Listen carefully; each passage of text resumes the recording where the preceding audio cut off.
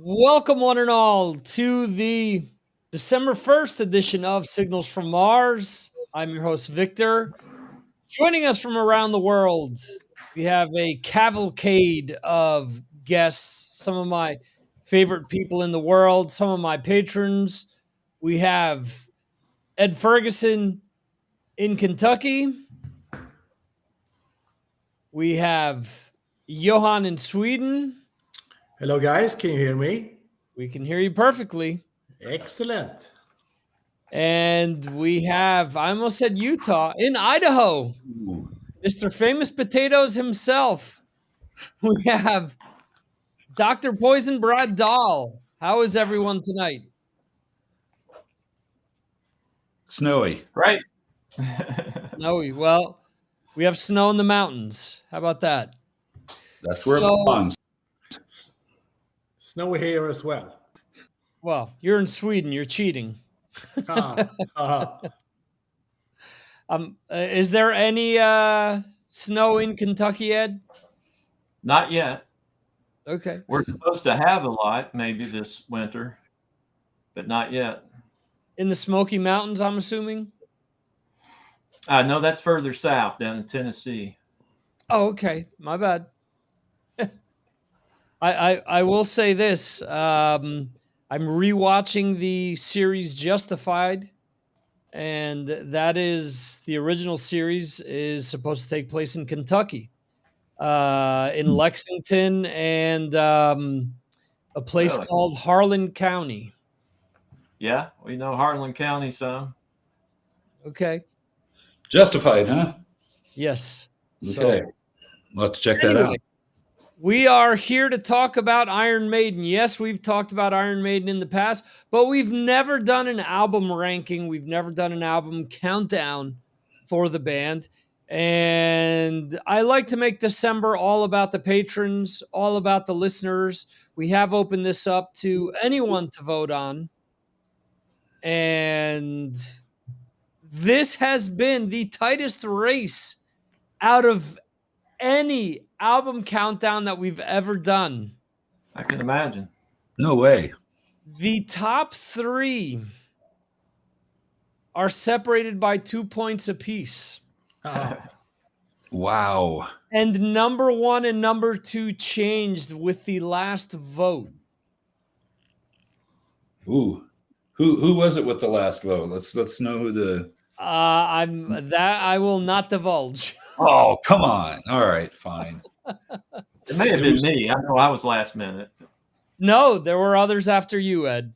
Yeah, Well, for once I wasn't the last guy, huh? Yeah, it's someone that submitted a list today. Okay, good job. So anyway, all right, this was fun. I went back and I listened to every single Iron Maiden album. Wow. And I will make comments along the way about different things. And it's interesting because there are albums from the same time periods that are grouped together in different places. And I'll mention this as we go along. Some are going to be obvious, some are going to be less obvious. But let's start at number 17. Wait a second. Was there any album that didn't get any votes? Every single album got a vote. Yep. I will say that it is my fault that this album is on this list. So, okay, wait. Does that have to be the X Factor? No. That'd be a Blaze Bailey. Several people voted for the X Factor. Wow, good for them, man. Good job. Number 17 is the Final Frontier. There you go. Brad has the Final Frontier shirt. I actually won this CD at an album release party where a pretty famous hard rock and metal DJ here in Spain was giving copies of this away. And I don't remember if it was I had a raffle number picked or if I answered a trivia question or what. But I got this album. I like this album actually. I mean, as far as the post, after Brave New World, that would probably be my number two. Well, I'll say this. This album, to me, has some songs that could fit into some of the classic albums. I think that the title track, if they would have just separated this stupid intro that takes 3.5 minutes. Yeah, the intro sucks. That kills it for everybody. Yep. I have it set up in iTunes so that it automatically skips that intro. It starts at 3 minutes and something. I do the same thing on Yard Metal when we play it. It's I edited that out, so it just jumps right into the song. And the song Coming Home to Me reminds me of something that could have come off of like Peace of Mind or somewhere around there. Johan is saying he doesn't think so, but I think that there's some tracks off of this album that harken back to the classic era of the band. I'm not saying that the entire album is good, because I do think that there's a lot of kind of meandering filler on it. And I remember when they released the first single off of this, El Dorado, I was like, wow, okay, this is a cool track. It's finally got like another really cool chorus to it. They brickwalled the shit out of the single. On the album, it sounds a little better. But with the single, Bruce's vocals are just so saturated and so brickwalled on it that it kills it to an extent. But I think this album is better. But let's this is similar to what I tell Johan all the time. What's above it? How monumental are the albums that are above it? So something has to be last, and it's this. So anyone else want to mention something about Final Frontier? Well, I saw them on this tour at Roskilde Festival. And I have listened into the album, but I remember that the crowd was just silent when they played those tracks. And that's something.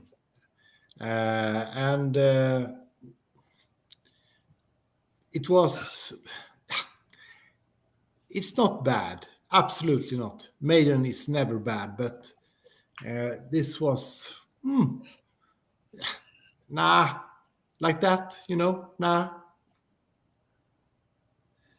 Okay. Brad, you had something to say? Yeah, when I saw him on this tour, the album hadn't come out yet. El Dorado was just released as a single. This is in Denver, Colorado, because they didn't come. That's the closest they came to Utah. It was a cool venue too.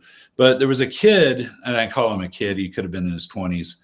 That was next to me, and he was just like yelling out after every song, "Play something old, play something old," because it was really a heavily new song, or later Iron Maiden set. But then they played Wrathchild, and he right afterward he yelled out, "Play something old!" And I looked at him and I said, "Are you stupid? What are you talking about, man?" I said, "Why are you even here? You don't even know, guy. They're playing Run to the Hills." Yeah, it's like we haven't heard that enough. Come on, right? Anyway, I enjoyed the show. They only played I think they played the first two songs off the album, but that's it. They didn't play any other tracks off it when I saw them, unfortunately, because the album wasn't out yet. But it was a great show. Dream Theater warmed up, and they played all heavy stuff, warming up for Maiden. And for me, seeing Dream Theater as a warm-up act, that's the perfect amount of Dream Theater. Perfect amount. Johan agrees. Yeah, they're a great warm-up band. I'd put them in my top 10 warm-up bands. Ooh, there'd be a good list. Well, that's an idea. Move on, because we got a lot of albums here. Okay. We've got a long way to go and a short time to get there. Yep. At number 16,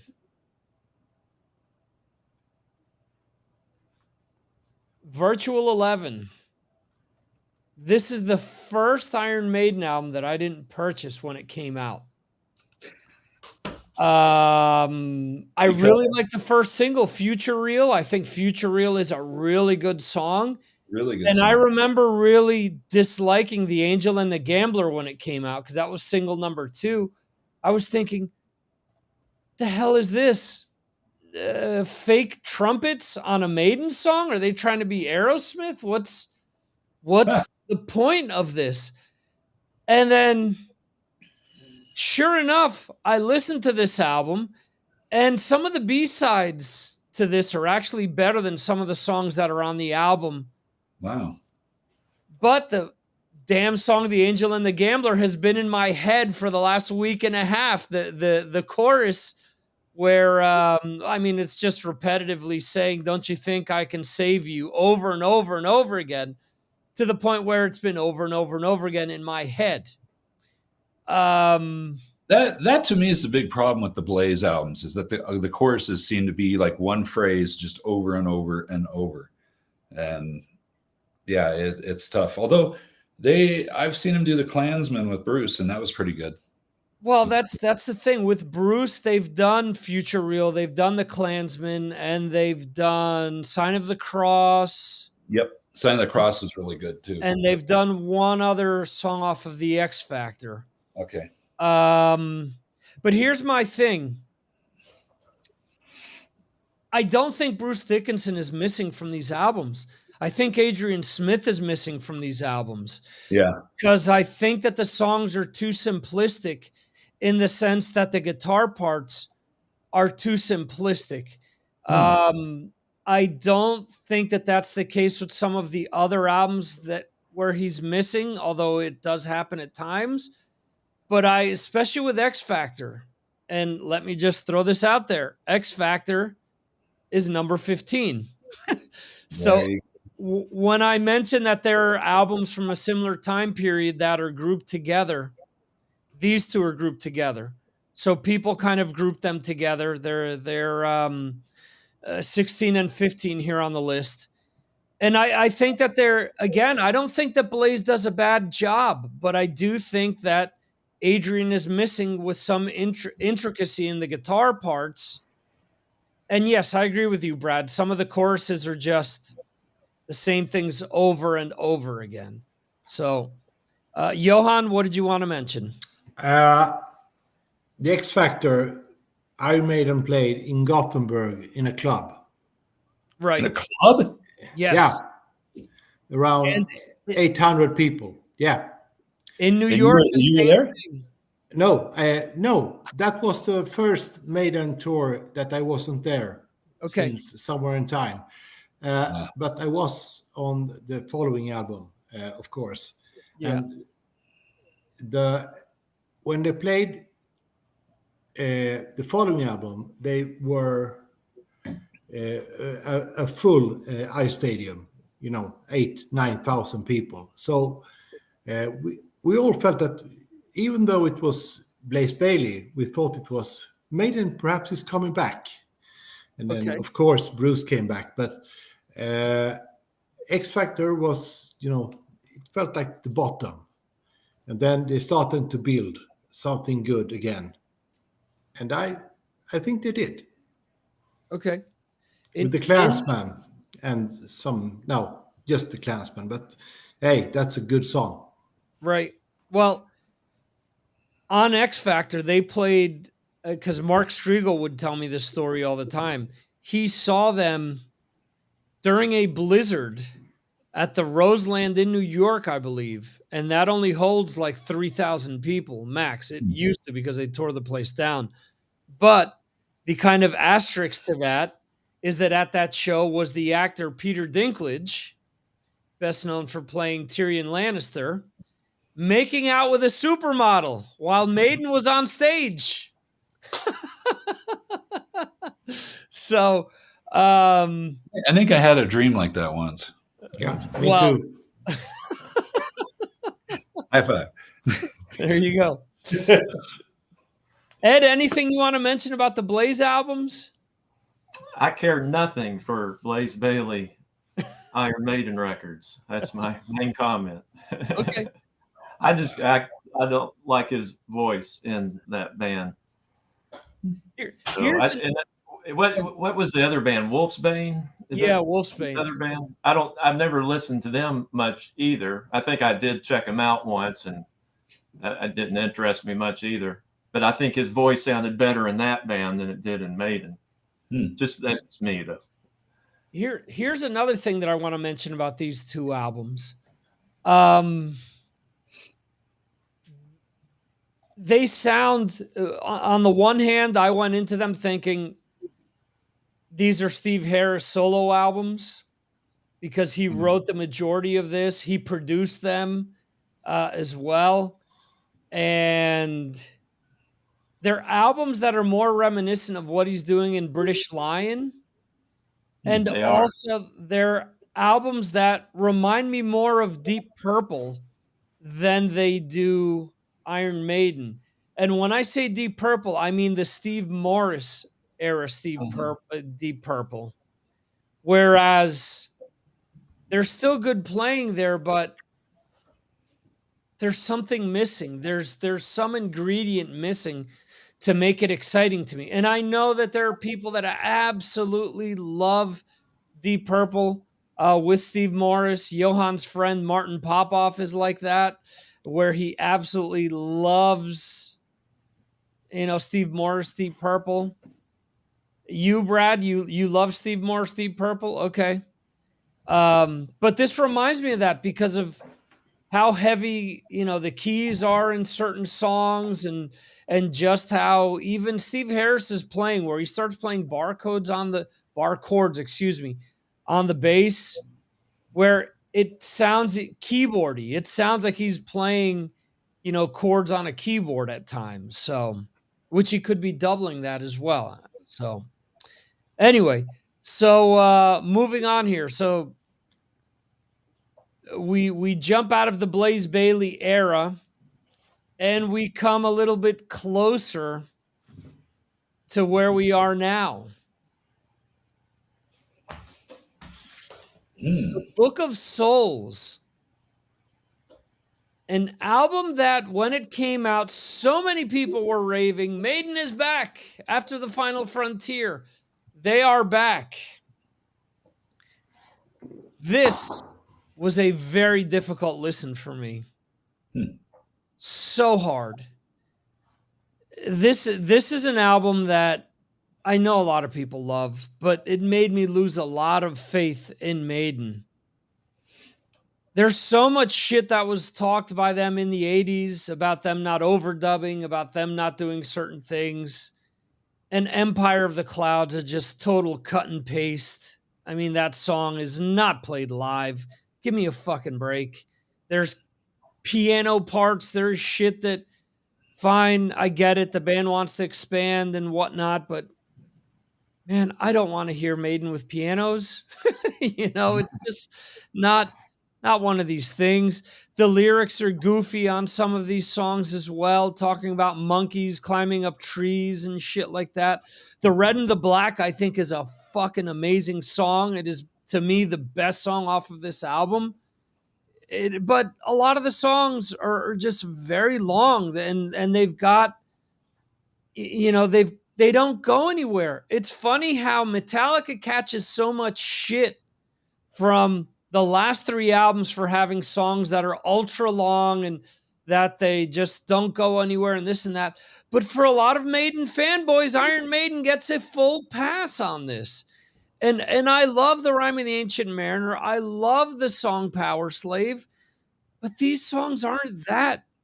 And Book of Souls has so much regurgitated stuff. There's one song that has the same riff from Lost for Words. They have another song where it has, the gang chorus that sounds like Wicker Man, and another song has a gang chorus that sounds like Heaven Can Wait. This was something that Maiden never did. Priest did it. Sabbath did it. But Maiden never did it. To their credit, they never refried riffs. And Book of Souls has so much refried shit to it that, to me, it disappointed me. But enough with my opinion. I want to hear what you guys think of it, because I'm thinking that some of you guys actually like this. If not, it wouldn't be voted where it was voted. And I will say this. There was 1 point separating Virtual 11 to X Factor and 1 point separating X Factor to Book of Souls. So incredible. Book of Souls. Who wants to mention something about this album? Johan says no. Brad, no. Ed? Anything about Book of Souls? What I remember when every time Maiden releases an album, I put it in my playlist and listen to it. And I think I like this one better than the newest one. Okay. Sound wise. But like you said, the songs are so long. And it seems like iTunes will always, the random shuffle in iTunes is always a joke. And it always will pick the longest songs for me to listen to. And when I'm in the car, just making a quick trip, I don't want to listen to an 18-minute version of this Empire in the Clouds, Right. So I tend to keep, just skipping on to a shorter tune and not really digging into this one too much. But I think I did like it better than the newer one. Okay. But that's about all I have to say about it. Yeah. Yeah. Who I don't have is a lot that? of commentary about the, the Maiden records, since the 90s. Okay. So we have I am Dex D reaching us from Twitch and is saying Book of Souls tour was my first concert. And look, I get it. For a lot of people, you see a band in concert, that's your first show with the band, and that ends up being your favorite album by the band or one of your favorites because it's your first experience, your first show, maybe the first time seeing them. So I get it. And just because my opinion is that I'm not into the album doesn't mean a damn thing. As long as the album connects with you and you like it, that's all that matters. Also want to send a quick shout out to Jeremy, who's come down with the flu and can't join us tonight. Would have been awesome to hear his input on all of these, but is what it is. Life happens sometimes, folks. And also today, new Bruce Dickinson single was released. It's really good. You enjoy it? Okay. I'm kind of on the fence. Yeah, I don't know. It's funny because the new Ace track was released a little earlier this week, and that kind of grabbed me right away. But this Bruce track, I got to listen to it a few more times. Yeah, me All too. right. So I am Dex D is saying, actually, my favorite album is A Matter of Life and Death. Cool. Okay. All right. That one is a little up farther on the list. But let's check. Too bad Dex didn't catch that tour since they played the whole album. There you go. Let's see. So up next, now there's a big leap in the amount of people that voted for this album. And this album isn't as bad as what I remember, nor is it as bad as the album cover. This has to be one of the worst album covers ever released. This was a point in time when computer generated graphics was starting to be a thing. This is Dance of Death. Wildest Dreams was the leadoff single off of this album. The video is just absolutely atrocious. It is terrible. I will say that the title track is awesome. The title track is a long song that has different parts to it that work. There's the acoustic kind of interlude in the middle, which later brings in kind of like a symphonic part, which is really cool, which really works for me. The song Rainmaker was a single, a repetitive chorus, but still a cool one. I really like the kind of lead riff to that song. No More Lies is the other single off of that. Again, kind of repetitive, but still kind of cool. Passchendaele is a cool track off of that. If you've ever seen the Death on the Road DVD, and they actually play that live, and it's based on like a World War I battle. So there you go. Let's see. I am Dex. I'm only 21, so sadly wasn't around for most of these albums. around for, sorry for my illiteracy here, wasn't around for most albums releases, and that's fine, man. The important thing is that you jump on the bandwagon and enjoy the band, or jump on the train, however you want to say it. Doesn't matter your age. I want to hear more from Dex. Dex, you need to do join the Patreon group so we can chat more. Yeah, absolutely. $2 a month. Yeah, very welcome. Very welcome. Absolutely. Where are you from, Dex?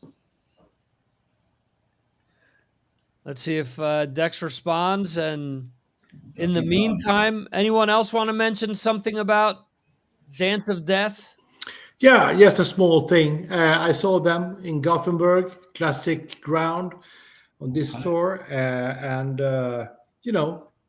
not Maiden's best album, but it was, Maiden played Gothenburg, we go there. So it was a great night, I remember. Some songs are good, some songs are not so good, but it was Maiden in Gothenburg, and that's a big thing in Sweden. Awesome. Sold out, of course. Right. All right, cool. Dex, you're from Ohio. I've been to Sandusky many a time. I've been to Cedar Point quite a few. Yeah, me too. Great place. There you go. All right, cool. So let's see here. Let us move on. And getting quite a few votes. I know Jeremy would have talked this album up quite a bit. He was jonesing to talk about this album. It is Senjutsu, the latest by the band. I personally thought that this is better than Book of Souls, but still way too long. Man, I still remember the first time I listened to it, and I was thinking, wow, there's only 3 songs left. And then totaling it up, and those 3 songs were 31 minutes long between the 3 of them. I'm like, fuck, that's an entire Van Halen album. So I was like, wow, this is just punishing. Again, there's a lot of cool stuff on these albums, or on this album specifically, but just way too long for me. And it is number 12, Senjutsu. Who wants to say something about Senjutsu? All right, nobody. I like it. Go ahead, Johan. Yeah, not like the previous album. I like it. It's not bad. It's not the best, but I like it. It's good. It's good, solid Maiden. So middle range album. It's good one. Okay. All right. It would be better with shorter songs. That's all I'm going to say. That's a big problem with the more modern Maiden is that they need to tighten these songs up. They're just way too long. Yeah. There's some really good stuff on Senjutsu, but it's just lasts forever. Come on. Yeah. I also wish that they would thicken up their guitar sound. Oh yeah. I was really disappointed in the production of the guitars, especially on this one. To me, it kind of sounds like, one of those small crate amps that you would have in your bedroom. It almost sounds like they just took one of those small amps and put a mic up to it. And I'm thinking, with all the, especially technology we have today to make these big walls of guitars, and not that Maiden has to sound like a modern band, but they could still just add something to make it a bit heavier for guys like me, especially. Yep. Yeah. They've been playing without amps on stage for so long they forgot about using amps. Yeah. Well, who someone like Andy Sneap would be interesting to work with.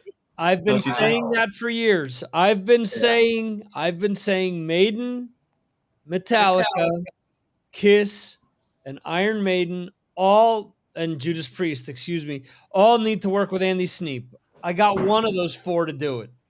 and look at firepower. I mean, I think that's your litmus test right there. Exactly what you just said, Ed. Giving Yeah. it a good full guitar sound. Yeah. I think if Andy Sneap did a record like that with Maiden, I'd be spending the cash on that one. And For sure. the other guy that I think would be great is Nick Raskulinecz. I still go back to the 2 albums that he did with Rush. He's a fan. He sits there and he listens to the band's heyday, and he tries to get the best out of them.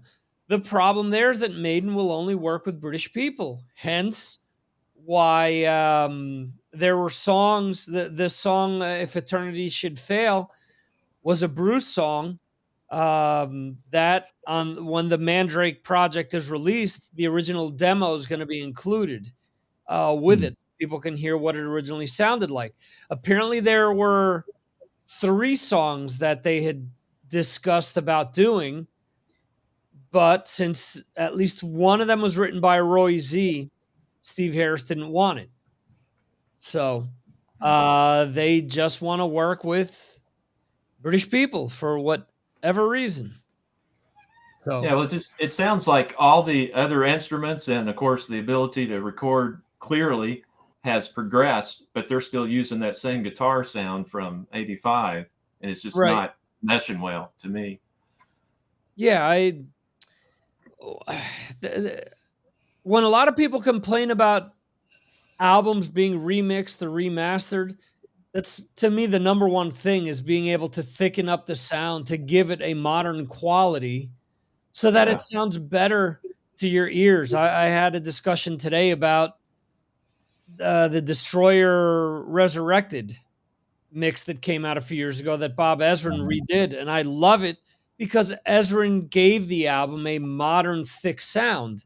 And I know a lot of people don't like it because, it just doesn't sound like the old Destroyer. Sounds amazing to me. I wish that Maiden would do that, and they've reissued these damn albums enough that you'd think that they'd be able to do it. And again, they get a pass for all the reissues. I don't know another band that's reissued their catalog more than Maiden has. Yeah. So anyway, moving on. It is Dex's favorite album. It is A Matter of Life and Death. Right. And I remember really liking this album when it came out. I remember hearing the Benjamin Berg single, thinking, wow, this is so awesome, hearing it for the first time. I remember Talking Metal was playing it at the time. And I was like, there's no chorus to this. It's just a verse after verse after verse. I was like, okay, that's interesting. All right, well, let's see where this goes. And I still like the songs that I like best off of this. I think Brighter Than a Thousand Suns is a cool song. I think The Longest Day is a cool song. These Colors Don't Run. Colors Don't Run isn't bad. Great song live. For the greater good of God. For the Greater Good of God. Thank you. That's the other one. Those songs to me make up this album. There we go. To me, Different World is them trying to get another Wildest Dreams Wicker Man on here, and it's okay. It's not bad. Okay. So I Am Dex is saying Out of the Shadows is probably my favorite. Cool. All right. So what do you guys think of this one? Jeremy spoke very highly of this one as well. A Matter of Life and Death. Ed, anything to say about this one? No, sir. I don't have many comments about this kind of group of records here around this time. Yeah. I just never spent much time. I've kind of, listened to all of them once, and it's been so long I don't remember. Okay. And I didn't have the time to do the homework that you did. So, apologize. I'm going to get a bad grade here tonight from the audience. Flunking. Yeah, just like in high school. You made out all right. Took a Brad, while. what do you think? What do you think of Matter of Life and Death? Me? You're I think it's a good right here. album. All I know is I got to dig out the DVD now and watch that concert again.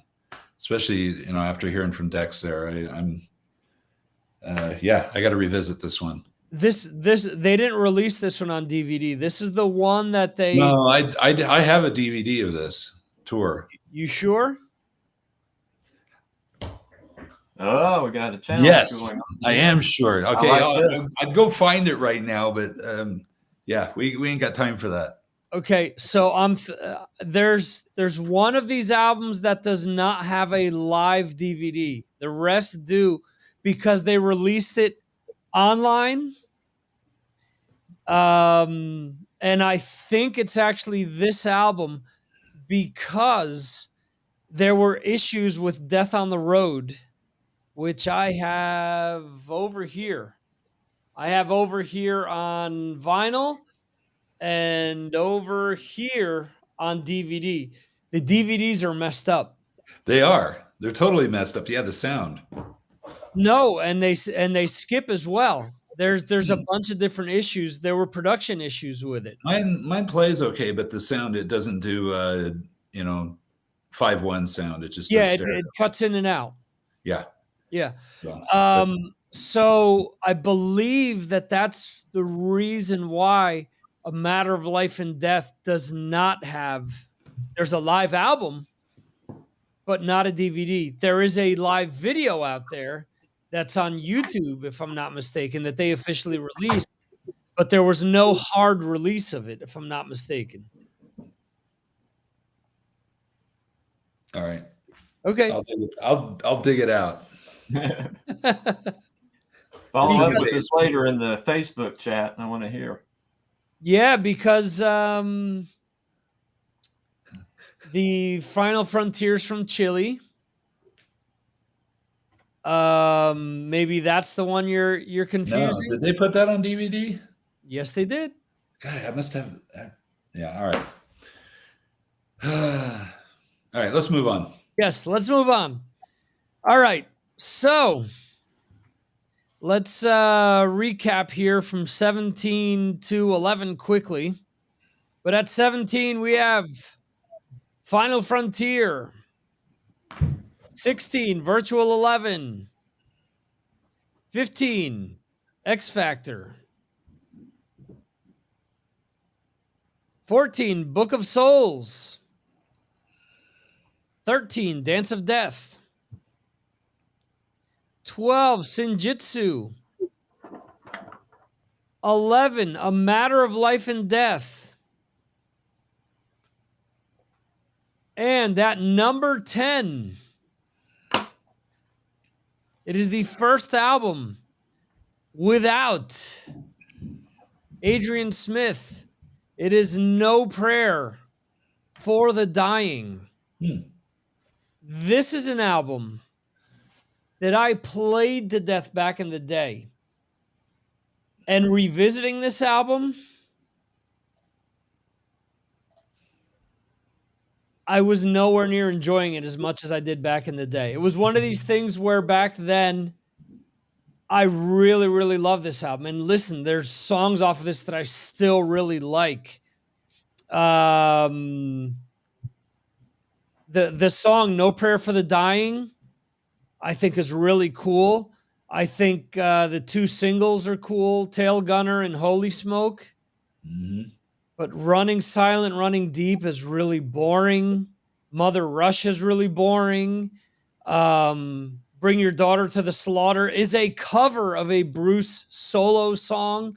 The original, I think, I always thought was much better. It was a lot rawer sounding than this. And with Steve Harris's over-the-top bass playing on it, kind of kills it for me.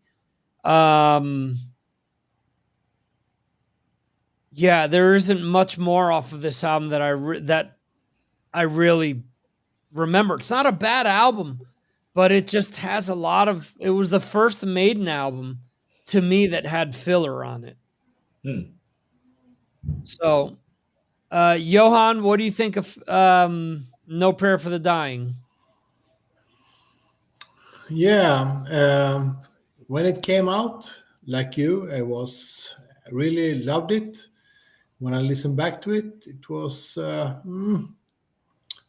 not so good anymore. But I have good memories of it. I was on the tour again, Gothenburg, sold out stadium. I think Anthrax were opening up. Nice. Yeah, good one. No Prayer for the Dying is an excellent song. Yes. I mean, so good. I don't think no. I think if I have to pick one, I think A Matter of Life and Death is a little bit more mature album than this one, and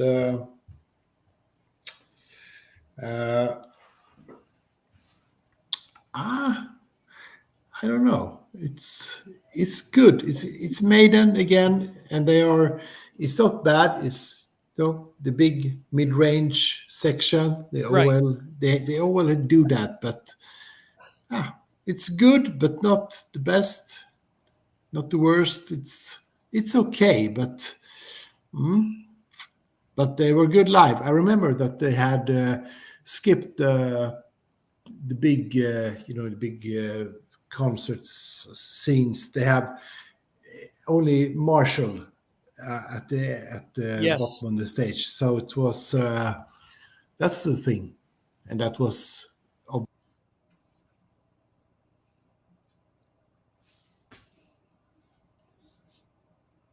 Johan, your sound cut out. Still gone. Yep. Sorry. Yeah. Back to you. Yeah. Okay. Brad, No Prayer for the Dying. Yeah. 1990, I was in the hospital, really sick. I was there for like 3 weeks. Most of it in intensive care. I was really in bad shape and had some friends bring me some cassettes, and this was one of them. So, of course, that's all I could listen to was this and Black Sabbath Tear and Queensryche Empire. Those are the only 3 things I had for weeks. And so it kind of holds a special place in my heart. I enjoy it. There you go. I actually was gifted from a friend. He made a cassette tape. On one side was No Prayer for the Dying, and on the other side was Painkiller by Judas Priest. So there you go. He told me, I can't afford to buy you anything, but I made you this. I'm like, okay, that'll work. That's a real friend right there. Ed, No Prayer for the Dying. So when this came out, I wasn't paying attention at all to Maiden. A lot of that was just what was going on in my life. I was kind of homeless, kind of in and out of living in different places. And I was even in a treatment center for about a month, probably about the time that this came out. I was just partying too hard, And what I did listen to was, mainly the thrash metal stuff, like Rest in Peace came out at the same time. So I was definitely way more into listening to that than this. Now, going back to listen to these records, I like this one and Fear of the Dark much better than anything they've made since then. But they still don't excite me very much. That it remind me too, with Somewhere in Time, of course, they added the keyboards. Mm-hmm. And then with Seventh Son, it had a little bit different sound than Somewhere in Time, still keyboards, more atmospheric sounds. This one here, though, they kind of went back, didn't they, to more of a power slave maybe, or Peace of Mind kind of sound. Yeah, they were the keyboards heavy in these records. Yeah, their whole thing was that this was going to be a more stripped down Iron Maiden. Like Johan said, they only had Marshalls on stage. They wore jeans and t-shirts. And I don't recall there being There may be keyboards in like Running Silent, Running Deep, and one of the longer songs, but I don't recall. Yeah. So, it's almost like, even though I didn't like the newer Maiden sound as much as the classic sound, these songs probably needed some of that. Gotcha. Some of that Somewhere in Time, some of that Seventh Son sound, that extra production. Mm-hmm. I kind of feel like these records actually might have this, because the songs are not as strong as obviously as the old stuff. So yeah, they're kind of, you can listen to them, but they just don't excite you like the classic records do. Yeah, there is one song that was written with Adrian before he left the band, which is Hooks in You, which is an okay song, which is a continuation of the whole Charlotte the Harlot saga. But outside of that, and I mean, that has cowbell in it, which we've only seen a handful of times in Maiden. But yeah. Similar to what I mentioned before with the two Blaze albums, following No Prayer for the Dying is, see if I can find it, Fear of the Dark. Yeah. I think I like this one a little better than Prayer for the Dying. I think the songs are a little stronger from what I remember. Yeah, my problem with this album, listening back, and again, I love this. This album came out, I was constantly listening to No Prayer for the Dying, Dehumanizer by Black Sabbath, and Revenge by Kiss, because they'd all come out fairly close to one another. And revisiting this, they're just, again, it comes back to just some filler songs. There's songs that I really enjoyed back in the day, like The Fugitive, which I think is just atrocious now. It doesn't even sound like Nico's playing on most of the song. It sounds like there are samples used for the drum parts. There's just some rhythmic drum parts being played throughout the verse, which just does not sound like anyone is playing. It's, again, it sounds like somebody took a drum machine and added it. The Apparition is another one, which at the time I thought was like, wow, this is Maiden sounding like Zeppelin. This is kind of cool, because it had kind of like a Kashmir type keyboard type of a thing. And again, listening to it now, it's like, yeah, that kind of fell short. Again, the song Be Quicker, Be Dead is cool. From Here to Eternity, which I have the single somewhere back here, is okay. I never liked the song Wasting Love. I never understood why Maiden was doing a power ballad. I just didn't get it. And for as much as they've always talked about not trying to fit in, that song to me was them trying to fit in with a lot of different things that had been going on. There are other songs off of here that are cool. I mean, the title track is obviously really cool. But Judas My Guide, I think, is a really cool song. Chains of Misery, I think, is a cool song. Chains of Misery is probably the closest thing to them trying to include like a blatant thrash riff to a song, because the chord progression in that kind of reminds me of something that Metallica or Anthrax could possibly do. But Weekend Warriors is a song that I liked back in the day, but listening to it now, it sounds like a Bruce solo song. It sounds like an AC/DC song more than an Iron Maiden song. Oh, I don't know. That's just my weird opinion. Johan, Fear of the Dark, what do you think? Yeah.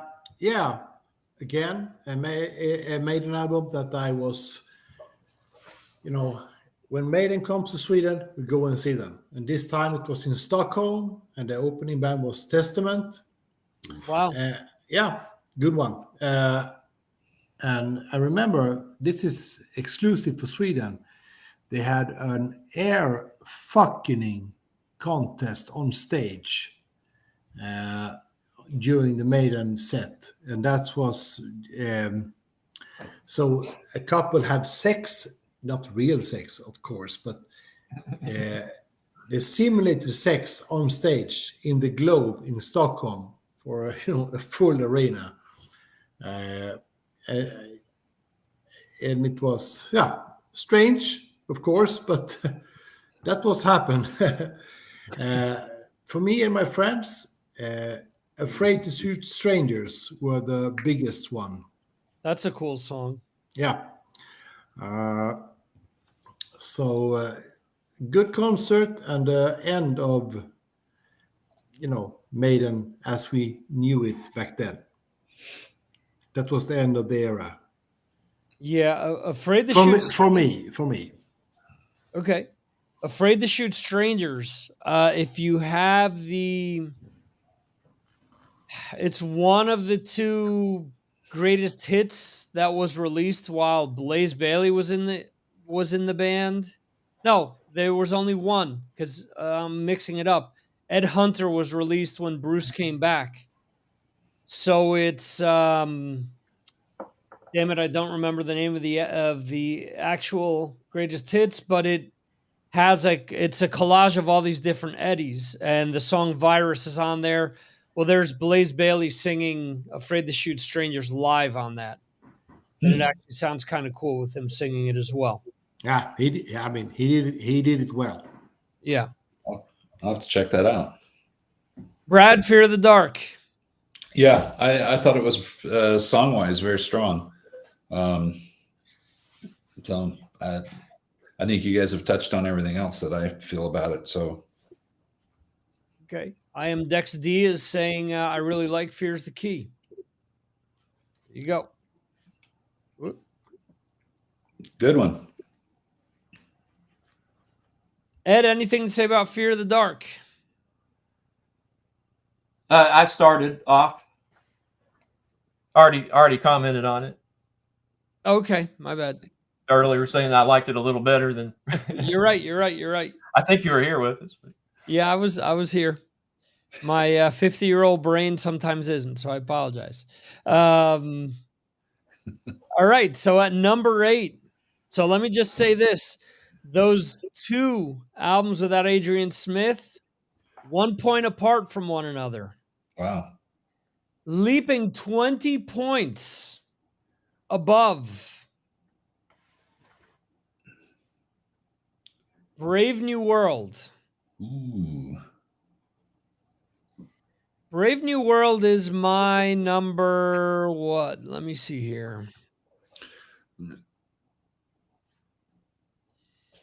Where did it end up? It ended up at number, going opposite order, number 5 for me. Wow. I love this album. Saw them on this tour. I could do without the last 2 songs, Nomad and A Thin Line Between Love and Hate. Those songs are just okay for me. But the rest of the album is just so damn good, in my opinion. I just love it. Wicker Man, Ghost of the Navigator, Out of the Silent Planet, Blood Brothers, the title track, The Mercenary, The Fallen. I mean, just so cool. I remember dating someone around that time, and I would listen to the song The Fallen all the time. And she said to me, "What is the song about?" I go, "Have you ever seen the movie The Fallen with Denzel Washington?" "No, it's based on that movie." "Why would they base a song off of a movie?" I said, "They based a lot of songs off of movies." I go, "A lot of bands do that. Base songs off of movies, books, so on and so forth." I really think this album is great. Comes down to what's monumental and what's ahead of it. But at certain points in time, this could be the Maiden album that I listen to the most. It was such enjoyment for me to revisit this album. And it kind of frustrated me that nothing after it, to me, compares to this album. So, Brad, Brave New World, what do you think? Yeah, when it came out, I was like, oh, this is, yeah, the boys are back. I mean, and they were back strong. I think it's a really solid album. It was number 6 for me on my list. I just enjoy the heck out of it. So good job, guys. Yeah, I kind of felt like, oh, now they're going to really take off, but yeah. Okay. Ed, Brave New World? You're causing me to remember that I remember liking this record more than all the others, post the 90s. And I'm going to have to go back and spend more time on it. Cool. Sounds like it's one of your all's favorites, of course, from what you're saying. Yeah. Yeah. To me, it's the only one that compares to the original run. Yeah. Only I one. probably should have made this one in my top 10, that number 10. It's been so long since I've listened to all of these. Yep. Now, is Adrian Smith on this one? Yep. Yes. This is the album where he and Bruce came back. Yeah, everybody you expect to be there. Yeah. +1. +1. Right, yeah, +1, that's right. Plus Prancer. And Vixen. Yeah. Yeah. Johan, Brave New World? Wow, it's now we're up among the best, and Brave New World is one of them. I saw them on Roskilde Festival, and absolutely magic concert. And the songs are just amazing, and I can still go back to this album and enjoy it. It's so good. It's really, as you said, the return of the band. So good one. I mean, this could be perhaps not number 1, but it has earned its place among the top albums. Absolutely. Yeah. And I also think that the album cover is better than they had before that and after that too, actually. It's pretty cool artwork. Yeah. It and they had I do think that Derek Riggs did do that album cover. And a little caveat. I wore the T-shirt that I picked up at seeing them. I saw them at Magic Mountain, Scranton, PA, with Queensryche and Halford opening up. Ooh. It was a That would have great been a great show. tour. Yeah. That's a big show there. Yep. And all 3 bands were great. And the shirt that I picked up at that show was what I wore on September 11th, 2001. So I always remember that. Yeah, I bet you do. Yeah. All right. So moving on to number 7. It is the self-titled debut, Iron Maiden. That's I'm surprised surprised why? that it's that low on the list of all those first classic records. Wow. I mean, it's still up there pretty high, but gosh, it's better than, a couple of those last records in the 80s. Yeah. I'm surprised. But I mean, this record is like a 5-star album from start to finish. It's perfect. Of course, it's got an older sound, and you got to enjoy that. And of course, all the Gen Xers are cool with it because that's what we remember. But yeah, these songs are awesome. I can't believe it didn't get higher votes. It is. I will be honest with you, Ed. It is my least favorite out of all of the classics. Yeah. Yeah. You like Seventh Son better than the debut record? Seven Son's my number one. Okay. All right. Well, spoiler alert! Come on. Spoiler alert. So it is behind. Wish I could Interesting. win. If Everybody's different, that's for sure. if you haven't noticed, it is on the wall behind me. Seven Son is. Yeah, I did. I was just noticing that. Yeah. So It's kind of like someone saying they like, 90s Metallica more than what they used to be. Hey,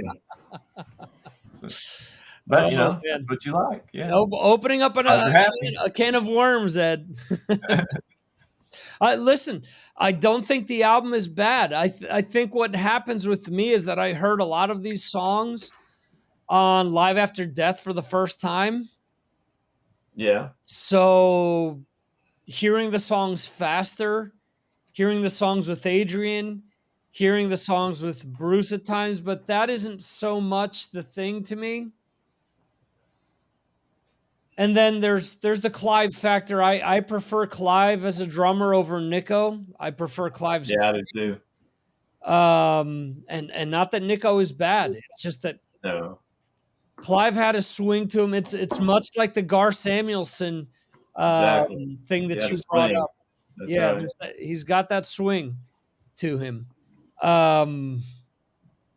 Prowler's just such an amazing opening to a career, Isn't it? Mm-hmm. Yeah. So, but then there are things off of this album that I kind of don't care for. I've never been a fan of Transylvania, never been a fan of what's the Remember Tomorrow, I've never been a fan Oh of. my goodness, I can't believe what I'm hearing here. This is I'm actually with Ed on this one. The live version, they did the live EP. I actually had that before this album because it was really hard to find this in the US. So, which is if you ever hear the B-side to it's one of the singles, either Number of the Beast or it may even be not a Power Slave, Peace of Mind single, where it's quote unquote Bruce Dickinson's trial for Maiden. It's essentially him singing Remember Tomorrow over Paul Di'Anno's vocals off of Maiden Japan. wow. So it's that with Paul's vocals turned down really, really low.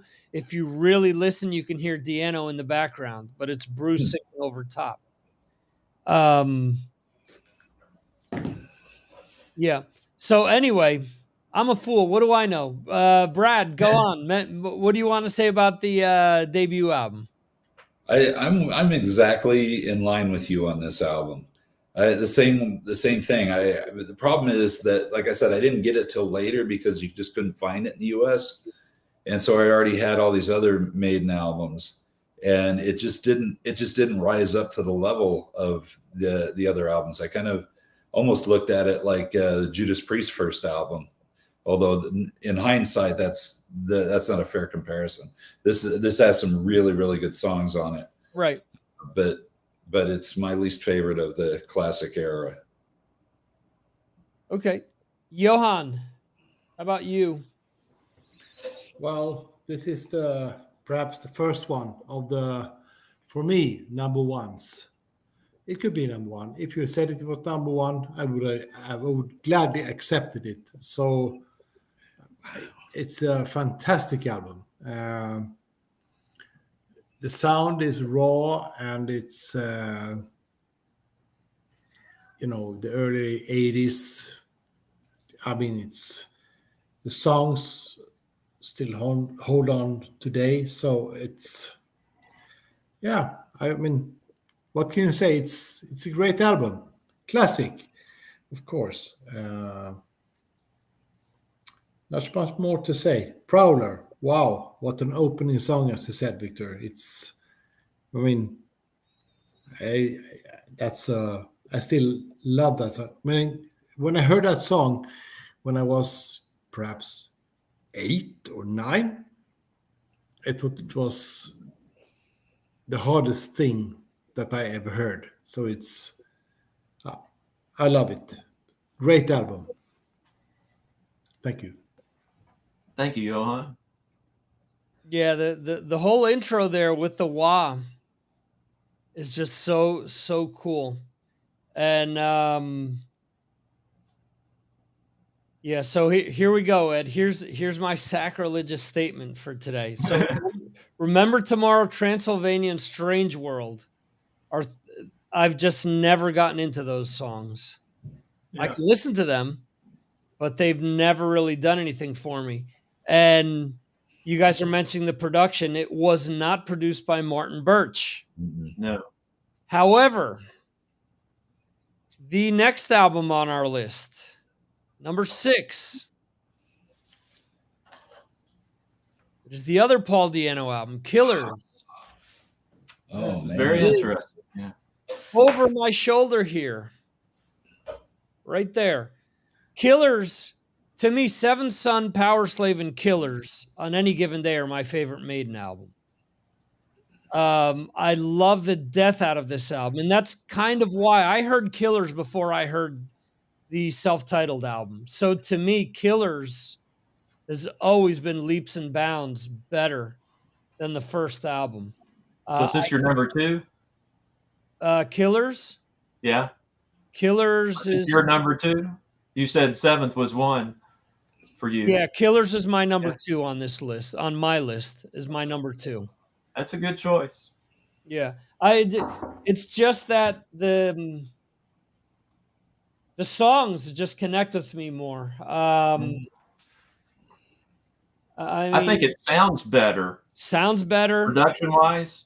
I feel like I have more favorite songs on the first one, but this record sounds better as far as, the production and his vocals, too.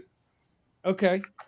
I mean, Wrathchild is on here, Murders in the Rue Morgue, Another Life, Innocent Exile, and to me, side 2 to me is a perfect album side. Killers, Twilight Zone, Prodigal Son, Purgatory, and Drifter. I absolutely love Drifter. It is one of my all-time favorite songs. And a few months back, when Decibel Geek did their whole best and worst of Maiden and they shit all over the song Drifter, I went apeshit because I can't tell you how much I love this track. And there's one of the B-sides to one of the singles off of the first album has them playing this song live before Killers was even released, because they had a lot of that second album already written beforehand. But just such a tremendous album. I absolutely love it. I listened back to it in its entirety for the first time in a long time, and it just sparked so many memories. I don't understand why they reissued this a year ago or when they did the last batch of reissues and they removed Twilight Zone from it because the original US release doesn't have Twilight Zone. Just so stupid that they would do that. Much like the fact that they that Number of the Beast, they removed Total Eclipse after having it in so many reissues, and now with the latest one, they removed it again. Just doesn't make sense to me. Anyway, Killers. Ed, what else do you want to say about Killers? Super strong record. It's kind of hard to say really which is better between the two. I just kind of picked the first one, maybe because there's a couple of songs that interest me more than these. But yeah, man, just it's sad because you start to hear how strong they were becoming with Paul Di'Anno, and then of course he just fell apart. And it's as great as Bruce was and as epic as Number of the Beast was. It kind of would have been cool to hear like one more record with, Clive and Paul playing together. But yeah, it's funny because you bring that up, and I love Di'Anno on especially Killers. I was thinking that same thing about Clive Burr, listening to the whole thing. I'm like, man, what if he played on Peace of Mind? What if he played on Power Slave? You know, what would those albums sound like? Because they'd be different. Yeah, they sure would. They would have been just a little bit better, if you can imagine. But they would have, because that swing flavor just does something to with the groove, you know. Yeah. Yeah, I agree. Brad, what do you think? I was sitting here thinking, guy, I wonder where Edgar is, and guess what? There he is. There he Yeah, is. me too. I was wondering where he was. He's Glad like, you're here, even if you're late. That's cool. This was my number one album, and it was kind of a tough call because I was kind of teetering between this and Power Slave, but I went with this for the simple reason that I love every song on it, and I listen to the heck of it. I mean, yeah, nonstop. And I like to say that this album affected my bass playing more than any other album of this time. So, yeah, it's a great album. I can't deny that. So there you go, number one for me. Johan, That's what do you think?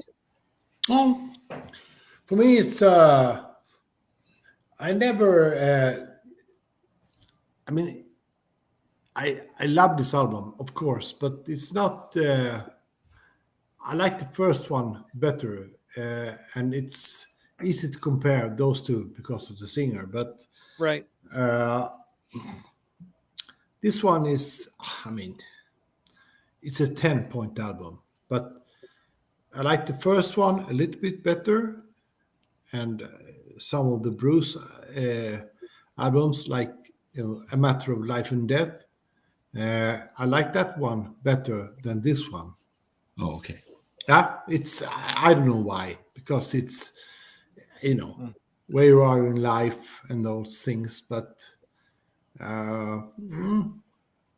this is a perfect album, and the song Killers is still I mean, I listen to that song and I enjoy it very much. So good one. And perhaps the album cover, I think, made a lot of kids in Sweden to interest in heavy metal. Yep. That was an important album cover. You know what's funny is that when that album first came out, I was in a record store, and I saw it. Of course, I saw it in magazines before, and I pulled it out. I'm like, this. I thought it just looked silly. I was like, these guys are just trying to, like, all about this, the image, the Eddie thing, and all that. And I said, yeah, let's see if the music backs it up. I was more into the music than the album cover, although I do love Eddie. And I know that Edgar said something here, hoping that Nico isn't watching. But I got to say, I think Nico has no problem with Clive Burr's drumming. I mean, I think he would also talk up Clive as well, and has a lot of respect for him. And Nico's a big enough guy that he didn't have a problem with people liking Clive's drumming. So there. Yeah. Cool. All right. Where do we go now? Where do we go now? We are up to number 5. Number 5. Number 5? Okay, I'm gonna guess what it is, okay? What do you think it is? Somewhere in Time. No. Throw it up. No, prove me wrong. Somewhere in Time. You're right. Yes. It is an album that Ed has already said he isn't a fan of. or am I misquoting you there? Yeah, well, I wasn't a fan, of the change in sound, but it also came out when I was 16. So, and so it's tied to a lot of, teenage memories with my friends. And I saw them. My first Maiden concert was going to Cincinnati and seeing this tour. And, over time, it's grown on me. And Okay. it's kind of like Flying the Wall by AC/DC. I keep going back and listening to it and enjoy it quite a bit. Okay. Cool. Brad, Somewhere in Time. Yeah, it was kind of a dip for me at the time. I mean, it was a bit of a drop off from the previous album, but I still like it a lot. And yeah, I'm not scared of them bringing in the guitar synthesizers or whatever they were doing at that time. I mean, Priest did it, and why not? The funny thing about the whole synthesizer is I remember the video where they went behind the Iron Curtain. Remember those good old days? Yeah. And the kid asked Bruce about using keyboards in their music, and Bruce said, "You can't use keyboards in heavy metal." I think that was the quote, something like that. And then here they go bringing in synths. So there you go. And he's had that thrown at him many a times over the years after saying that. Somebody could probably come at me with some of the dumbass things I've said in my life, probably even here tonight. And I'm cool with that, man. I'm not going to die on everything that I said. Hey, we're people. We say things. Absolutely. Johan, Somewhere in Time. Johan loves it, by the way. Yeah, I do. Yeah. Do it. Yeah, I will do. I saw them on this tour. I think it was the 14th of November, 1986 or something like that. Wasp were opening up. I remember when we went to Gothenburg, and it was, Bills of Kraftwerk. The new album of Kraftwerk were all over the Gothenburg. And all of us heavy metal kids were crazy. We did not like Kraftwerk, so we tried to tore them down. But I remember, I thought that this is the new Maiden, the synthesizer sound. I don't know why, but so fresh. And a very sold out arena again. And it was absolutely amazing. And the concert is on YouTube, and I still go back and listen to it, watch it. This is the best time that I ever saw Maiden. Very good record. And again, I was 14 or 15, so it was the right age. So it has a special place in my heart. Good one. Cool. Really good one. I'll also add to the comments on this record that the song "Wasted Years" I think is as epic and classic as all their great tunes on those first 5 classic records. That song is just perfectly written, extremely memorable. The guitar solo, it's one of those songs you can just sing all the way through in your memory even. Yeah. Agreed. That was great songwriting. Yeah. And I remember that the t-shirt for Wasted Years were a good one. And I didn't buy that one. So I bought the main t-shirt for the the tour, but I regret it because my friend bought Wasted Year t-shirts, and I thought, man, that was a good t-shirt. So a lot of memories for me, and a really good album. Thank you. That's the same as the single for Wasted Years. And it's funny, now I'm realizing I have all those old singles on CD. I have a few of them on cassette as well. I have right over here is actually the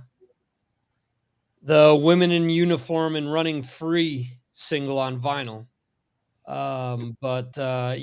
Those covers are really cool for the singles. Somewhere in Time was the first full Iron Maiden album that I got to listen to. Cousin of mine got it, and caught Somewhere in Time. Love that song. Love Wasted Years. Love Sea of Madness. As a kid, I really liked Heaven Can Wait. Now it's give or take depending on the day. The Loneliness of the Long Distance Runner had a brutal defeat a few weeks ago at a basketball game. And instantly this song popped into my head, thinking about the loneliness of a head coach more so than a long distance runner. And I played the song over and over again a few times before popping out of it.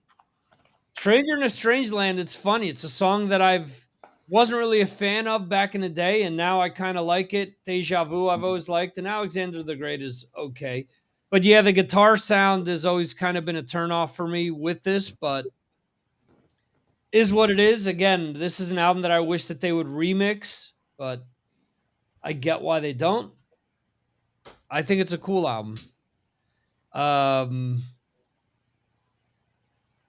Let's see. We could throw to Brad, but unfortunately Brad had to leave us. The next album.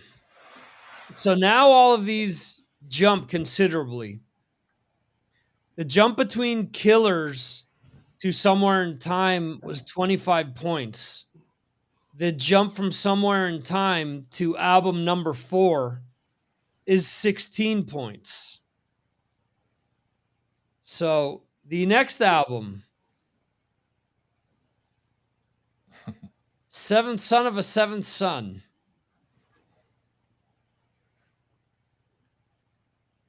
More times than not, I mentioned before that this Killers and Power Slave can rotate as my number 1. More times than not, it's going to be Seventh Son.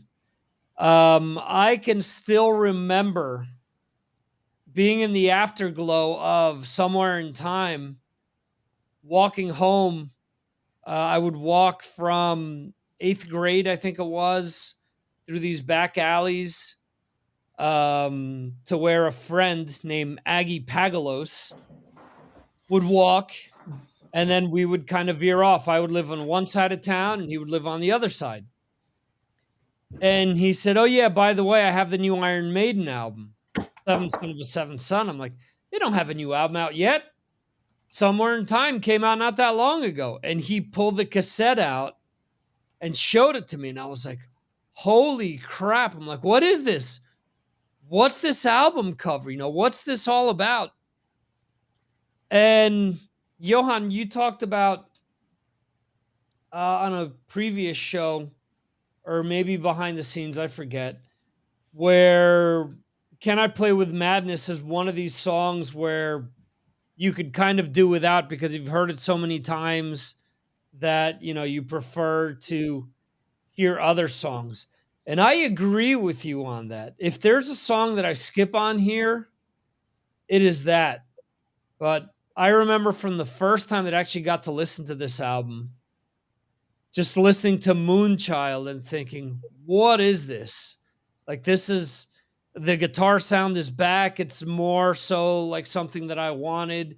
The videos for The Evil That Men Do and The Clairvoyant were all over MTV. I remember somebody having the VHS to Made in England where they play a good percentage of this song live. I remember those 2 videos that I mentioned, seeing them playing at Castle Donington in England and thinking, oh my God, I need to go to Castle Donington. I need to see the Monsters of Rock. This is just beyond anything that I've seen in a concert video. I mean, what is this? And when I finally got to listen to the whole thing, I mean, to me, it's just song after song after song that's just great. The title track is just so awesome. The Prophecy, which is just such a weird song to me, it's always been, but that's what I absolutely love about it. I love this album beginning to end. So it was my number 1 for overall. It's It is number 4. So, Ed, your thoughts on this one? You said you weren't a fan of kind of the synth guitar and stuff like that. Yeah, I was, of course, disappointed, that they continued with that sound, but it did sound better than Somewhere in Time. And I like this album better. I think I like the songs a lot better.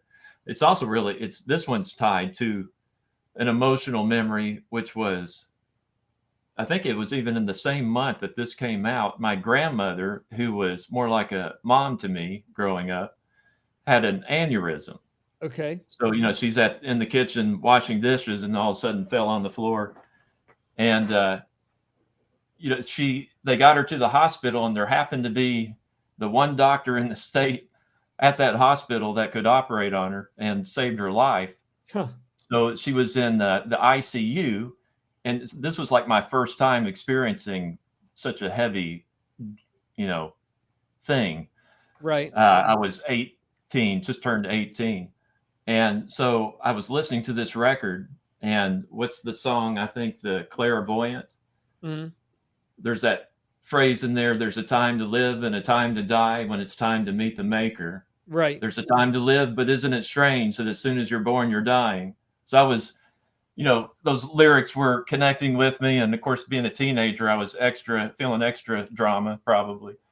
Right. And then I also really like the song Seventh Son of the Seventh Son. That's probably the one more, Rhyme of the Ancient Mariner type song they did that I really like, because they do a great job of when they bring that down. And, he's talking about the seventh son of the seventh son. He kind of does a, little poetry like he does in Rhyme of the Ancient Mariner. And then the way they build that up, when the guitar starts coming back in the background, and you have that little kind of juggy repeated riff that fades off, and they bring that back in. That's a really cool song too. So overall, this album, I think, was a much better one than Somewhere in Time, although just nowhere near as great as those first 5 albums to me. Okay, fair enough. Johan? Well, I agree with all you had to say, Victor. It's wow. Every song is not every song. The 2 last ones is not perfect, but the rest is very good. And I saw them on this tour again, Gothenburg, and again sold out. Halloween were opening up. It was a magical night, and this record is unbelievably good. The Clairvoyant is probably my favorite,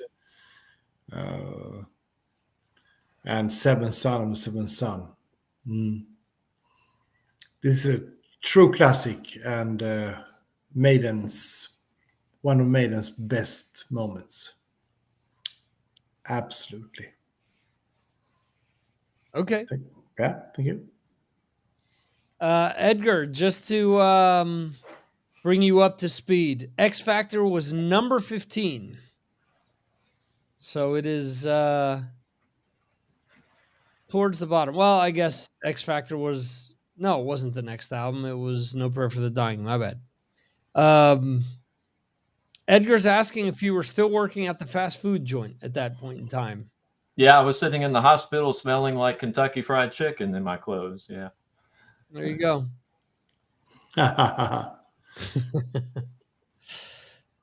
Cool. So next, and I mentioned this at the top of the show, this has been the closest race out of any time that we've done any sort of album ranking. There's 2 points that separates number 3 to number 2, and 2 points that separates 2 to 1.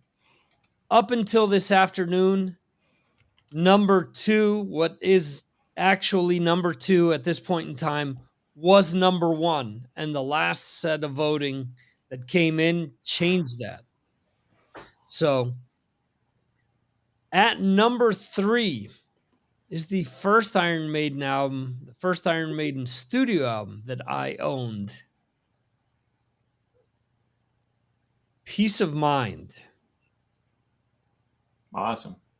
This to me is an album that I think gets lost in the shuffle because a lot of people talk about Number of the Beast, talk about Power Slave, and they forget about how big of an album Peace of Mind actually is. I mean, just look at the songs that are on here. Where Eagles Dare, Revelations, Flight of Icarus, Die With Your Boots On, The Trooper, Still Life, Quest for Fire, Sun and Steel, and To Tame a Land. I mean, outside of 2 songs off of here, I've played every other song off of here to death. I mean, it was to a point where I couldn't get enough of this album. When I got this on cassette, the 2 songs that I'd skip over were Quest for Fire and To Tame a Land. I would finish Sun and Steel, and I would fast forward to hear Where Eagles Dare again. Revelations, to me, is one of the greatest songs ever written. I mean, it is just so amazing. It is so good. All the different changes, and it similar to something that we've talked about, especially with the newer albums. You hear a song like Revelations, it's almost 7 minutes long, but all the instrumental parts, all the slow tempos to fast tempos to abrupt stops, they all work. They all make sense. Yeah, that's how you write a long song. Yeah, exactly. Not The Death of the Celts, where it's 13 minutes long, but it's just one long, like, smorgasbord of riffs. It just there's nothing to it, to me. So, Peace of Mind, Johan, what do you think? Actually, I think exactly what you said. It's, for me, it's like the first. Actually, it's my first Iron Maiden album that I bought. Yeah, with my own money. The other one I taped over, but this one I have. Gatefold. Mm-hmm. And the signs, absolutely no synthesizers. Right. Yeah. This is, as you said, Victor, it's the wow. This is my number 1. I mean, Where Eagles Dare, that's Iron Maiden. So good. And if anyone who's listening to this hasn't listened to this album, please listen. This is good. Yeah. That's all I have to say. The other thing I just remembered, I wish I would have started searching for some of the other stuff that I have by the band, but I'm pretty sure that the cassette that I have of this, the jacket, or however you call it, the insert that's printed, is backwards in comparison to how cassettes usually open. Mm-hmm. So it's the other way around. So it always stood out to me because of that as well. So, Ed, what are your thoughts on Peace of Mind? Just like you guys, it's amazing. I really don't know how to say whether I like this one or Number of the Beast better. I ended up choosing Number of the Beast over this just by thinking of which album would I maybe like better if I'd never heard either one of them before. Which one might hit me the most. But yeah, I just don't know how to say that I like either one of these records better than the other because there's so many great tracks. Where Eagles Dare, man, that's a heavy song. I think I told you this before. There's a band called Deliverance that did a cover of Where Eagles Dare, and they're like a thrash metal band. but doing this cover, it just shows you how heavy that song can be. And like you said, Revelations, I mean, as long as it is, you love every part of it. And it just keeps going on with the greatness. Flight of Icarus, Die With Your Boots On, The Trooper. I mean, that's just a perfect album side there. And side 2 has great songs as well. Yeah, it's like I said, I don't know how to rank these last 3 records, really. Yeah, it's from the beginning of Number of the Beast to the end of Power Slave, you just have one big perfect, album. Yeah, and the thing is, all the other people that voted kind of felt the same because, like I said, there's very little that separates the top 3. Mm-hmm. If you guys had to guess, what's number 2? Number of the Beast. Power Slave. Okay, one of you guys is right. You think? Oh, up until a few hours ago, this was number 1. But it is officially number 2. Aha. Yeah. Johan wins. Johan, go ahead. Power Slave. Well, epic album, of course. Good one. I don't. This is not my number 1, but it's a good album. But Rhyme of the Ancient Mariner, one of the favorites. But and what Victor? What the name of the instrumental song? Lost for Words. Yeah, Lost for good. Words, yeah. Yeah, good one. And Aces High. I mean, of course, it's a classic 10 out of 10 album, but I really would have wanted to have Peace of Mind as number 1 because Right. I think it's deserved it. This is the following album, and it's good, but I think they got a lot of good press back in the day because of the cover and of the image of the Egyptian, because it was good fight. It was a good thing to do in the 80s with the big things. So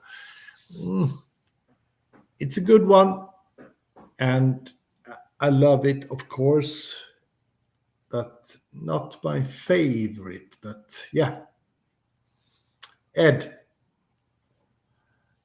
Yeah, this one I chose as my favorite, mainly because I think Power Slave through the end of Rhyme of the Ancient Mariner, I think that's my favorite bit of Iron Maiden of all. Those 2 songs are just wonderful. Even the guitar solos are perfect. And of course, all the other tracks are great too. I also think it's kind of hard for me to remember fully, but I think this might have been my first Maiden record I bought because I was 14. That's when my dad left the house. And so I was starting to have a little more freedom, sneaking my cassettes into the house that I'd buy at the mall. So I'm thinking this was probably my first one. And then I went back and collected the others. And then also, not long after that, Live After Death came out, which was kind of based on that tour. And, all the songs they did from this album on Live After Death were just as great live. So I was listening to both of those records constantly. And again, I don't know how to say either one of these records are number 1. I'm just kind of now to the point to where I'm choosing what would be my ultimate songs I'd want to hang on to, if I could only listen to 1 or 2. Okay. I remember that here in my hometown, when people came back, they had the T-shirts with the Iron Maiden Power Slave, logo, and on the back print, the tour program. And here in Sweden, Motley Crue were opening up for Maiden on that tour. And I was so jealous of everyone that went to see that tour.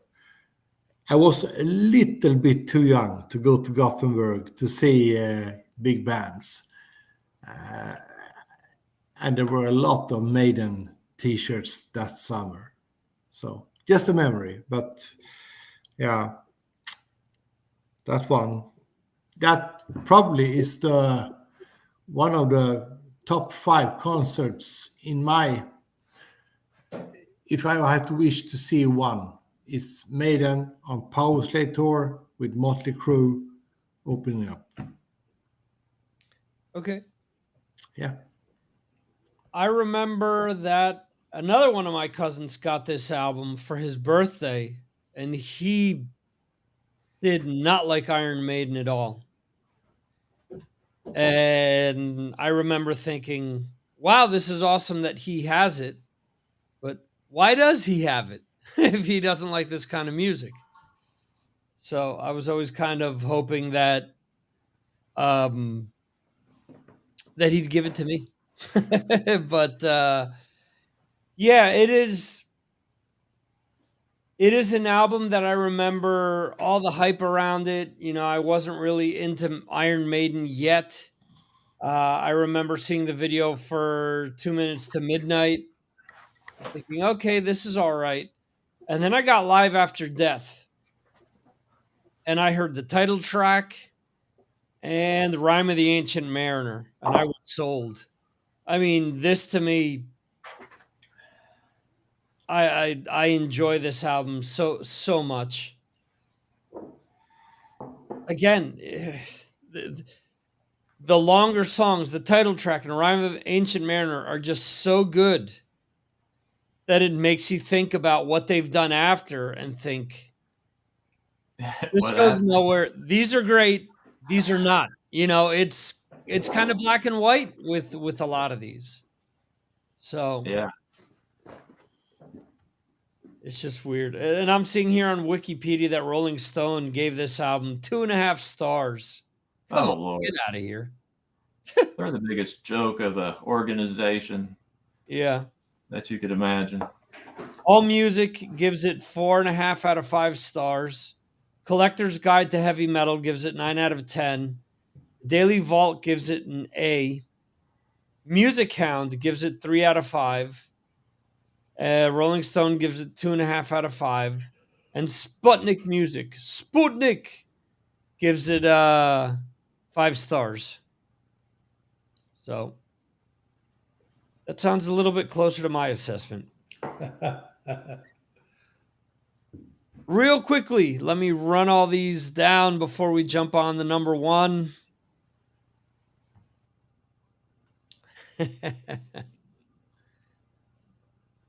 Yeah, I don't know if it stings or not. Which one is number 1? What's that? Which one is number 1? Wait, let's do 17 through 10. Or 7th 17 song? No? I wish. Although Ed may sign a formal protest if it was 7th Son at number 1. Yeah, that would be hard for me to understand. All right, so at 17, we have Final Frontier, 16, Virtual 11, 15, X Factor, 14, Book of Souls, 13, Dance of Death. What is this? Senjutsu. 12, Senjutsu. 11, No Prayer for the Dying. No, A Matter of Life and Death. Jesus. It's late. I'm sorry, folks. No Prayer for the Dying at 10. Fear of the Dark, 9. Brave New World, 8. Self-titled debut, 7. Killers 6. Somewhere in Time 5. Seven Son of a Seven Son 4. Peace of Mind 3. Whoops. Power Slave number 2. And at number 1. Made in Japan. No. Yeah. The Number of the Beast.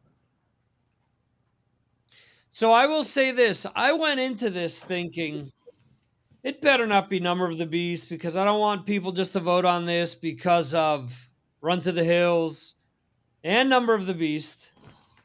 But after seeing how the voting went, I'm fine with it. Because since it did go neck and neck, and since, it went back and forth, it shows to me that the diehards really enjoy this album. And it isn't just casual fans that, Run to the Hills is on there, so I'm going to vote for that. When I went back and listened to this, it reminded me of just how good this album is. Mm-hmm. Beginning to end is a really good album. Biggest issue I have is that I've heard some of these songs so many times that I'm just tired of some of these. Invaders I really like. Children of the Dam I've heard so many times. The Prisoner I've heard 1,000,001 times, and I can still listen to it another 50 million times just because of that intro with Clive Burr. It means just so much to me. 22 Acacia Avenue is another one I've heard so much. Obviously, the title track. Obviously, Run to the Hills. Gangland, why the EMI wanted that over Total Eclipse is a completely mind-boggling to me, but still an okay track. And Hallowed Be Thy Name. If I never hear Hallowed Be Thy Name again, I would have no problem. It is, I think, the one song that I'm just so ultra burnt out on by Iron Maiden. It is a great song, but I've heard it so much that it's, okay, this one again. It's a great album. It's a monumental album. It is what put them on the map. It deserves to be number one, just how monumental it is, and just because of the songs. Do I like it more than some of the other ones? No, I mentioned that I didn't. It was my number 5, if I'm not mistaken. So it was either 4 or 5. I don't remember. Anyway, congrats to Number of the Beast for being number 1. Absolutely. Yeah. It deserves to be there. What's that, Ed? Go ahead. It deserves to be there. Yeah, no doubt. No doubt.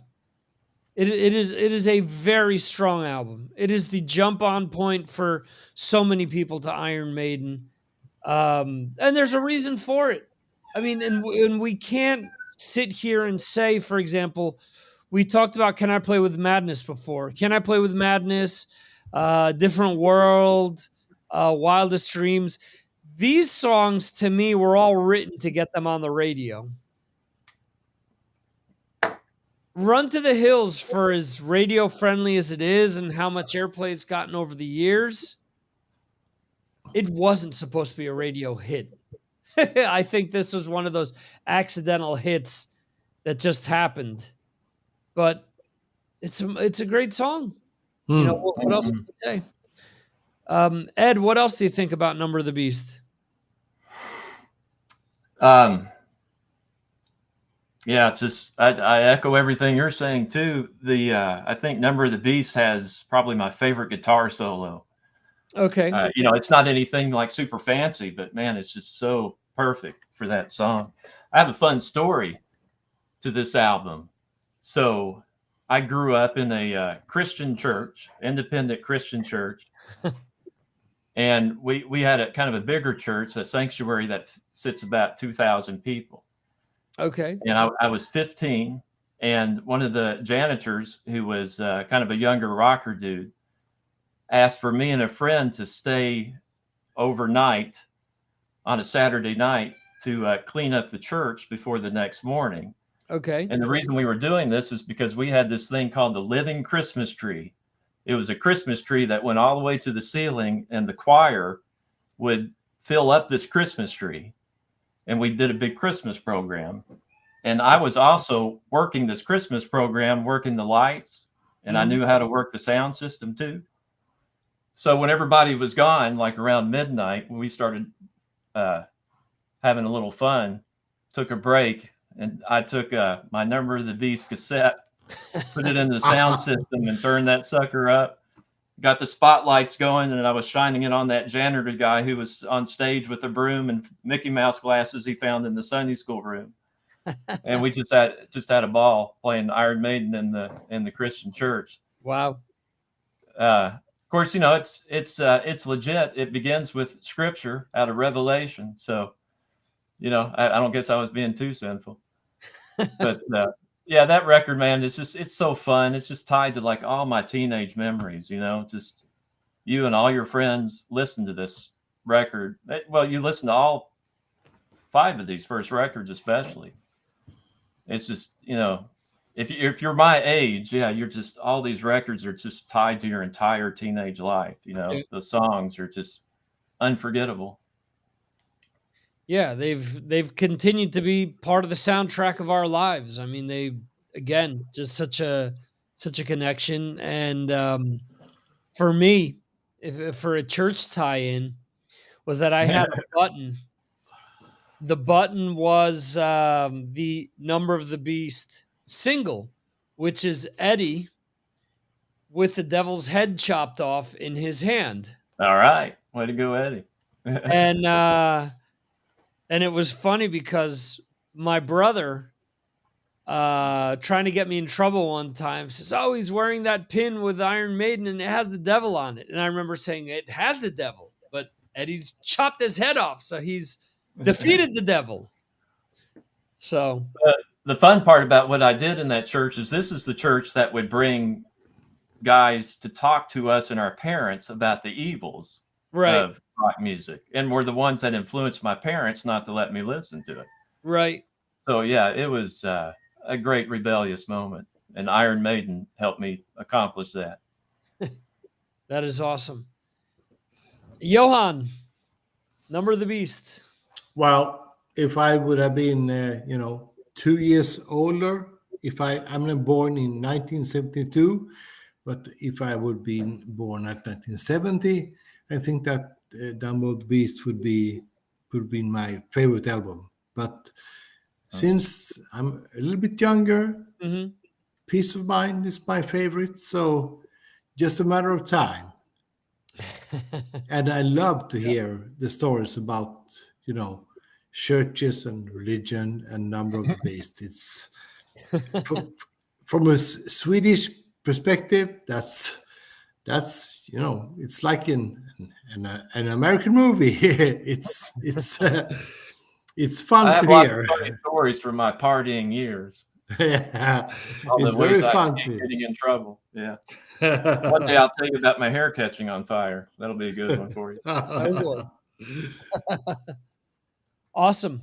So I think that this list overall was been pretty fair. I do think that for the most part, like I said, a lot of these albums from similar eras were kind of grouped together.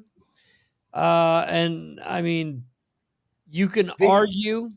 Victor, if you compare this list to Sales, not the latest ones, of course, but the early ones, do you think it will compare to Sales and compare to what we voted for? Yeah, absolutely. Number of the Beast and Power Slave are their 2 biggest selling albums. Yeah. It's not even close. I looked it up not that long ago. I think when we did the first Maiden discussion, I looked it up, and A Number of the Beast, I forget how many times platinum it is. See if I can pull it up real quick here. But yeah, and Power Slave was such a huge album. I mean, it doesn't surprise me. I mean, just out of sheer sales, sheer popularity, that it was those two. Mm. Let me see. Of course, it doesn't have the what I'm looking for.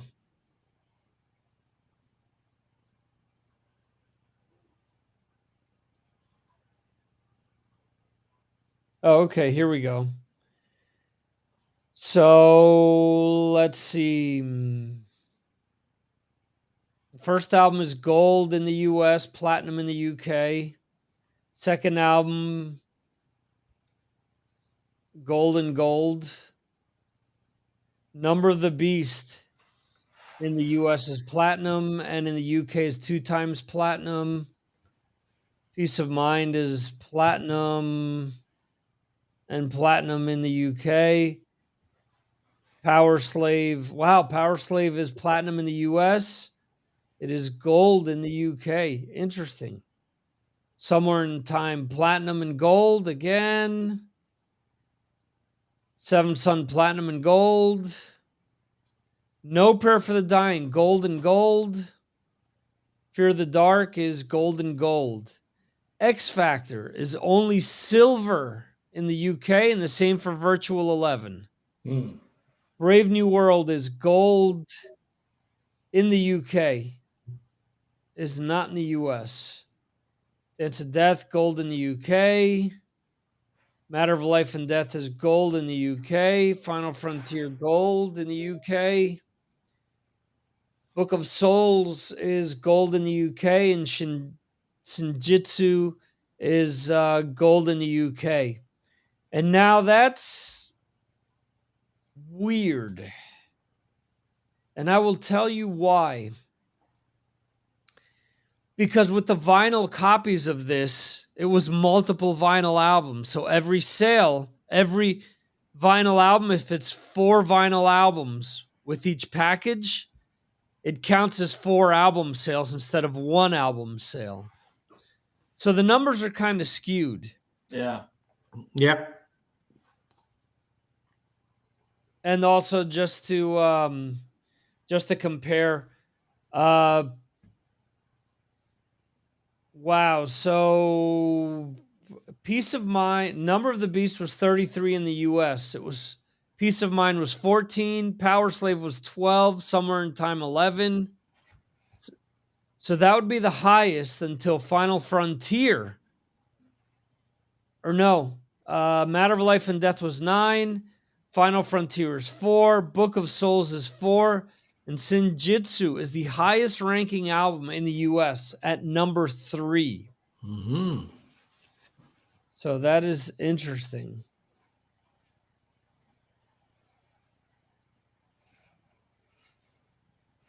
In any event, again, I think this was kind of fair when it all boils down. Of course.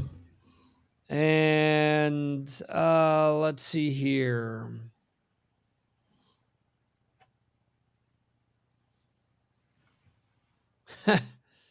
Edgar Winterson says, if only Ed had gone further and beaten Varg, Vikerness to burning down the church. Oh. Yeah, I'd like not to go to jail. No. So, yeah, there you go. I don't mind burning down the legalism telling me I can't be a rocker, but I'm cool to go hang out with Jesus still, though. There you go. Vikerness is Yeah, he's a crazy dude. yeah, you can say that. He's got a wild story. Yeah. Did you see the movie that they made? Yeah, I did. Yeah. Fun watch, yeah. Awesome. Yeah, when it comes to black metal, I don't like the music so much. I like some of it, but man, the stories, they're hard to tell. Oh. They're always fun to listen to. They Absolutely agree. They are interesting. Yep. Cool. So I do want to thank Ed, Johan, and Brad for being here. I do want to thank Edgar Winterson and Joining us for the first time today was I Am Dex Dead, or Dex D, excuse me. Awesome to have the two of you. I want to thank anyone who's watching or listening to the replay of this. Thank you. Thank you to anyone who voted as well. It was awesome. We will be back next week with Jeremy and I's review of November releases for 2023. The following week, we will be discussing our top 10 favorite debut albums of Rush. No. Oh, see? That's funny. That was something that Jeremy asked me. He said, will Johan vote for the first Rush album? It doesn't have Neil Peart on it. I said, we'll have to see. So there's that. And the following week, we're going to do our 2023 countdown. So please join us. Please vote. You can vote for your favorite 10 debut albums now. And we hope to catch you next time right here on these Signals from Mars live stream and podcast. See you, folks. See ya.